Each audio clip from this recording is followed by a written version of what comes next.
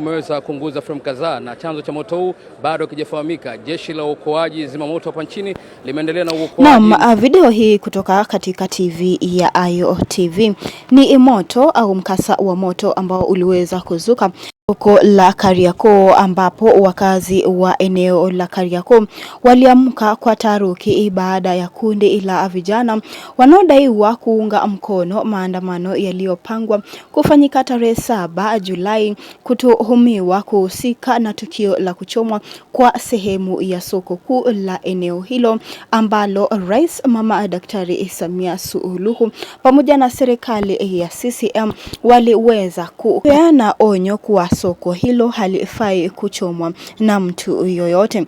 Na mashuhuda waliweza kusema kuwa moto huo ulianza katika baadhi ya vibanda vya biashara kabla ya kusambaa kwa kasi na kwa haraka na kusababisha hasara kubwa ya mali kama ulivyotangulia kuona mwanzoni mwa hii video.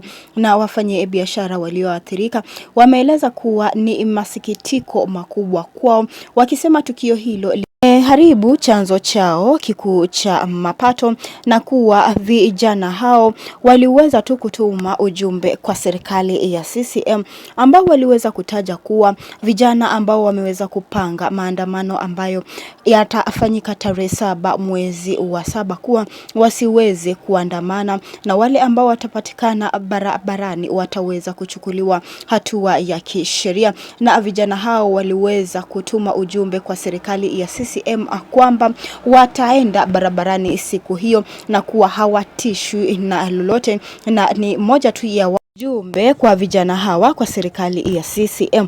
Lakini tungependa kusikia kutoka kwako, tuandikie maoni yako kuhusiana na maandamano haya ambayo yamepangwa tarehe 7 mwezi wa 7 kuweza kufanyika, na pia kutuma ujumbe kwa serikali waweze kumwachilia huru mwenyekiti wa Chama cha Demokrasia na Maendeleo Tundu Lissu, la sivyo itakuwa mbaya.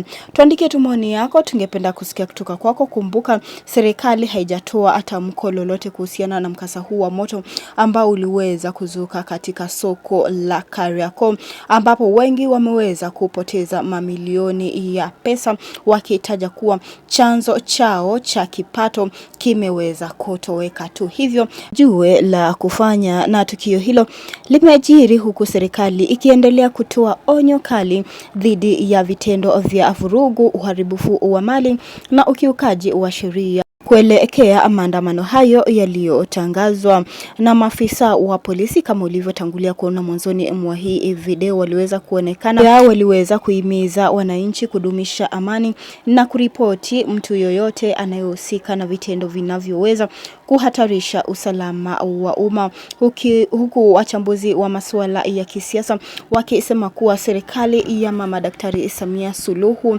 inastahili iwe na mazungumzo na kundi la vijana ili pawe na imani na ustaarabu katika maeneo yote nchini. Na viongozi mbalimbali wa jamii wamekosoa tukio hilo, wakisema kuwa maandamano yanayopaswa kufanyika kwa njia ya amani bila kuathiri maisha na mali za wananchi inastahili iweze kulindwa na polisi. Na wamewataka vijana kujiepusha na uchochezi na badala yake kutumia njia za kisheria kuelezea maoni yao. Tungependa tu kusikia kutoka kwako, tuandikie maoni yako kuhusiana na hili swala nzima la mikasa ya moto katika soko la Kariakoo inayohusishwa na maandamano ya tarehe 7 mwezi wa 7 na kundi la Gen Z. Wakati huo uchunguzi umeanzishwa ili kubaini chanzo halisi cha moto huo na kubaini waliohusika, na hakuna taarifa rasmi iliyotolewa kudhibitisha iwapo tukio hilo ilihusisha moja kwa moja na maandamano yanayotarajiwa kufanyika tarehe 7 mwezi wa 7, huku viongozi wa upinzani kama vile naibu mwenyekiti wa Chama cha Demokrasia na Maendeleo John Heche akisisitiza kuwa vijana siku hiyo waweze kujitokeza kwa wingi na waweze kuandamana gereza alipo Tundu Lissu ili aweze kuachiliwa huru, na kuwa chama cha CCM wataweza kutii wananchi tarehe 7 mwezi wa 7. Je, utajitokeza katika maandamano haya ama utasalia nyumbani? Tuandike tu maoni yako, na ni sababu zipi zitakufanya uweze kutokea, ama ni sababu zipi zitakufanya uweze kwenda ama kusalia nyumbani.